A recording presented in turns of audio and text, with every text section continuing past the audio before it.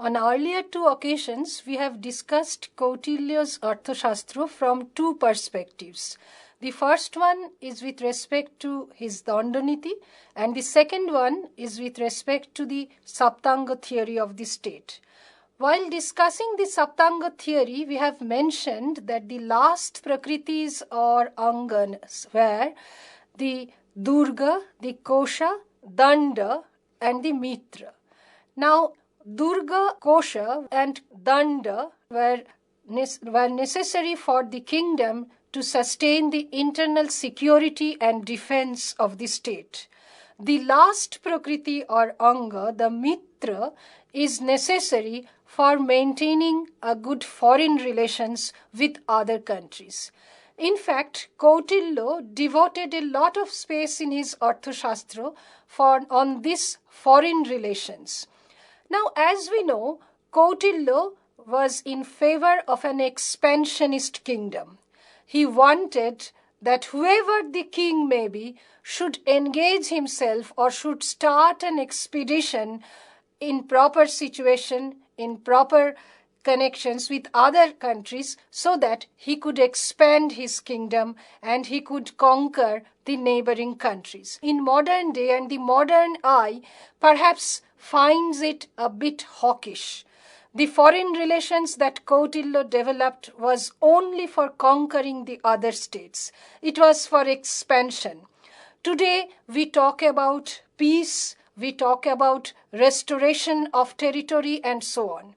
But at the same time, it must be mentioned that the time when Kautilya was writing his treatise, the situation and the political scenario was totally different. At that time, it was the Vijigishu, or a conqueror or a ruler desirous to be a conqueror, that was his aim. How to expand his kingdom was his motto, and how to develop an empire was his ultimate vision.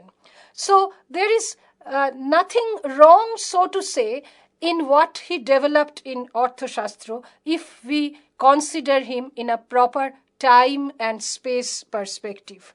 Although today's world, today's reading might find it a bit expansionist and hawkish.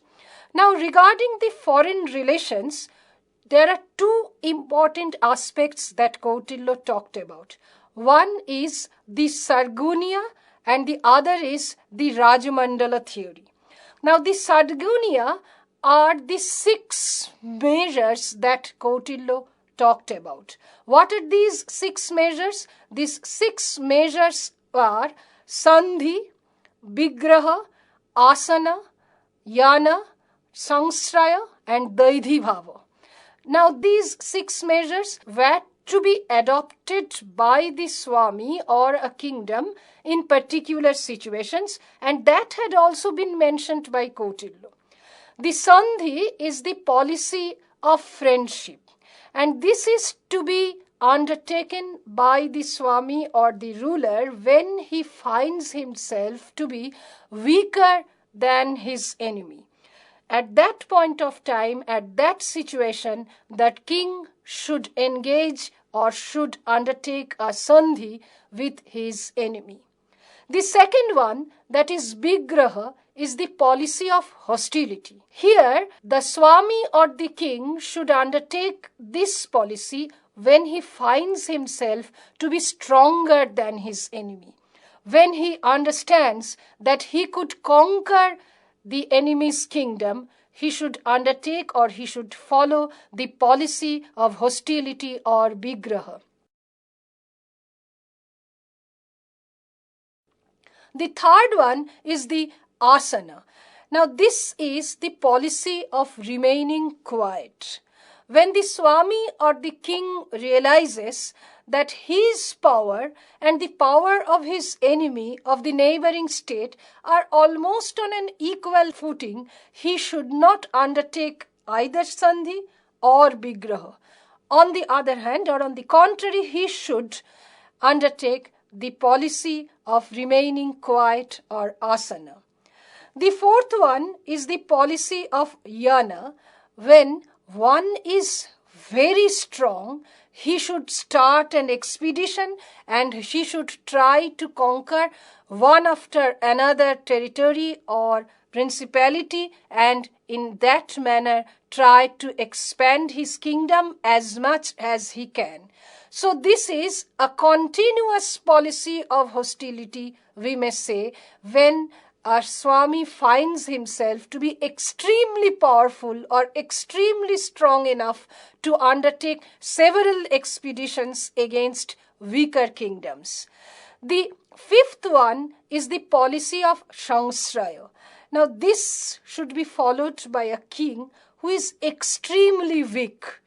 He should in that situation take refuge in the fortified capital or in the Durga of the other kingdom, so that he could remain in some kind of captivity, and he should try to make plans from that situation so that he could undertake a policy of expedition later on if the situation becomes favorable to him.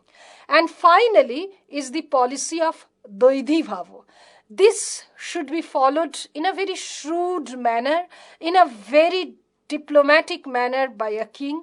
This means a policy of sandhi with one king, and at the same time the policy of hostility with another king. So two kinds of policies to be undertaken by the ruler or by a king at the same time, and that is why it is called the policy of Doidhibhava. Now these Sadgunyas have been mentioned by Kautilya to be undertaken by the Swami in proper time and proper perspective, but the ultimate aim always remains to be expansion of his kingdom. Now in the discourse on foreign policy, apart from the Sadgunya, the other important theory is the Rajamandala theory. Now this Sadgunya presupposes the Rajamandala theory, but at the same time it is not necessary to have a Rajamandala in order to conduct the Sadgunyas. The Rajamandala actually visualizes 12 probable relationships. It is not necessary to have these 12 relationships at the same time, at the same place. But this is an ideal situation, an ideal kind of mandala theory where the Vijigishu or the conqueror should undertake or should conduct his foreign policy in that manner. This Rajamandala theory have 12 states in its mind. The first one is obviously the Vijigishu. And from his perspective, all the 11 states have been mentioned. The second one is Ori, that is the enemy of the Vijigishu. The third one is Mitra, that is the ally of Vijigishu. Incidentally, the territory of Ori lies contiguous to the territory of Vijigishu. Similarly, the territory of Mitra lies contiguous to the territory of Ori. The fourth state is the state of Ori Mitra, that is the ally of the enemy, whose territory lies contiguous to the territory of Mitra. The fifth state is the territory of Mitra Mitra, that is the ally of Vijigishu, whose territory lies contiguous to Ori Mitra. And the sixth territory is that of Ori Mitra Mitra, that is ally of the enemy of the Vijigishu, whose territory lies in contiguity to Mitra Mitra. Now these are the 6 states in the forward direction, that is the 5 states apart from Vijigishu have been mentioned in a forward direction. Similarly, we find similar states in the rear direction too. For instance, the territory of Parsanigraha is the enemy of the Vijigishu in the rear front, whose territory again lies in contiguous to Vijigishu. Next to Parsanigraha is the territory of Akranda, who is the ally of Vijigishu in the rear, whose territory lies contiguous to Parsanigraha. Next to Akranda is the territory of Parsanigrahasara, who is the ally of Parsanigraha, that is, who is the ally of Vijigishu's enemy and whose territory lies contiguous to Akranda. And next comes the territory of Akrandashara, who is in fact the ally of Akranda and whose territory lies contiguous to Parsanigrahasara. So these are the states in the rear direction. Apart from these, Kautilya mentioned 2 other territories, and in fact all these constitute the Rajamandala theory of 12 territories, and the final 2 territories are the territory of Madhyama and the territory of Udashina. Madhyama means the territory whose boundaries lie in contiguity to the Vijigishu's territory, but who is powerful than both Vijigishu and Ori. And finally comes the territory of Udashin, which literally means the territory of the indifferent ruler, who in fact more or less lies outside this Rajamandala concept in the sense that he is more powerful than Vijigishu, Ori and Madhyama. Now this is the Rajamandala theory in full, and as has been noticed that the direction is not sacrosanct. That is, when the Vijigishu started his expedition in the forward direction, then the relationship is like what I have just now mentioned.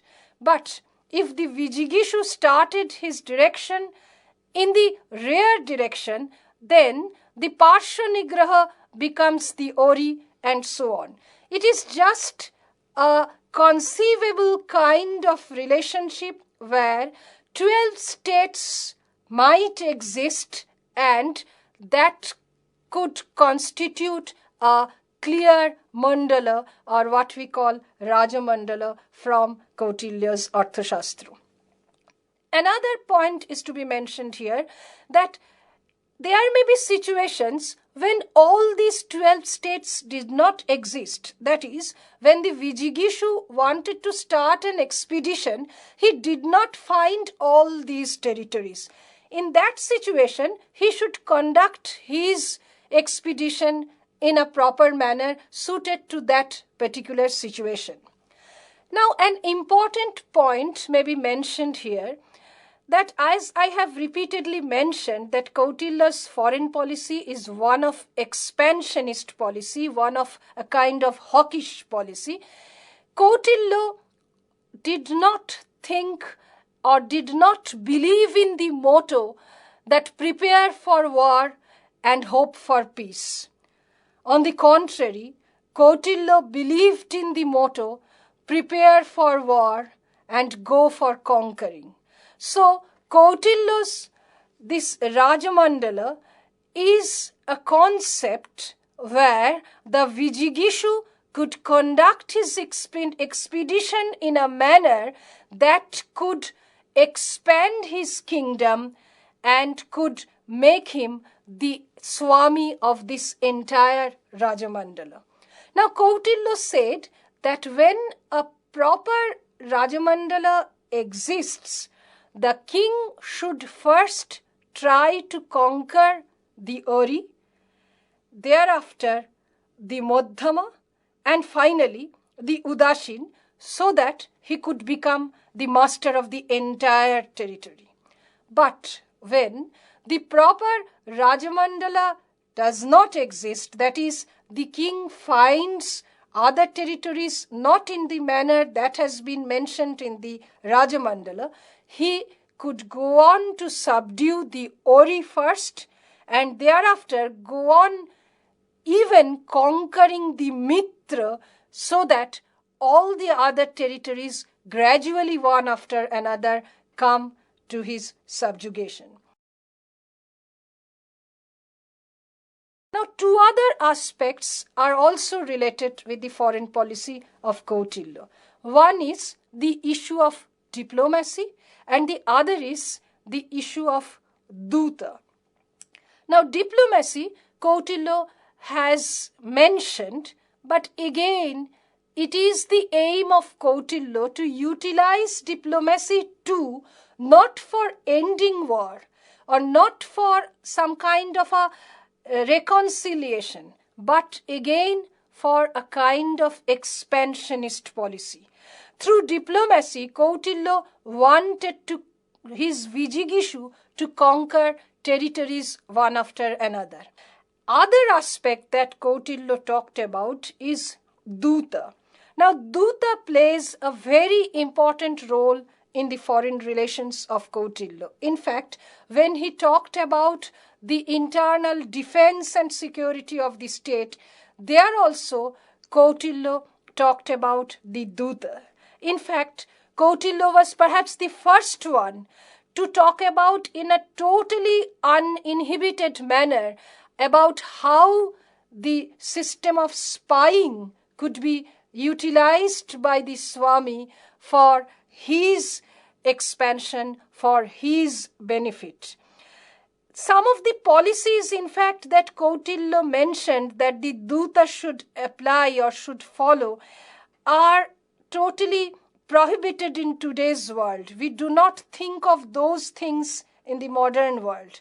But again, those were the things that were prescribed by Kautilya during 4th century BC, when a kind of statehood was gradually evolving, and for maintenance of that state, perhaps Kautilya talked these things. Regarding the Doota, Kautilya said that there could be 3 kinds of Dootas the king could employ. One is who could engage into discussion with the ruler of the neighboring country. One who has been given enough freedom to talk on behalf of his ruler, to engage into different kinds of treaties or different kinds of policies that were necessary. So this was a kind of free, flexible Doota or envoy, which we find to an extent in modern days. The second one is the Doota who was given a limited kind of freedom. That is, he could to a certain extent negotiate with the ruler or the Juvaraja of the neighboring country, but after that he had to report to his king or to his Swami for further discussion and for further negotiation. And finally, the Doota, who is just a messenger of information and news, that he has been entrusted to give a certain kind of message to the ruler of the neighboring country, and his duty is only that, to convey that message. He could not do anything else. Now, with these 3 kinds of Dootas, it becomes quite clear that the first 2 kinds, and particularly the first kind of Doota, plays an important part in developing the foreign relations of the state or the foreign relations of the Swami or the Vijigishu. It is upon the information, upon the counseling, and upon the advice of the Doota regarding the nature of existence of the adjoining states that the king could undertake his expeditions. Although it is true that the king relied not just upon the Dootas, on the basis of the information and advices of the Dootas, the king consulted the mantris, and on the basis of the availability and the preparedness of the danda, that is the army, the king could undertake expeditions. Now, regarding expeditions, Kautilya talked about 3 kinds of expeditions. One is an expedition which is of longer duration. And Kautilya said that the Vijigishu should undertake that kind of expedition in the month of Magha, that is during winter times. He could plan to make a longer kind of expedition.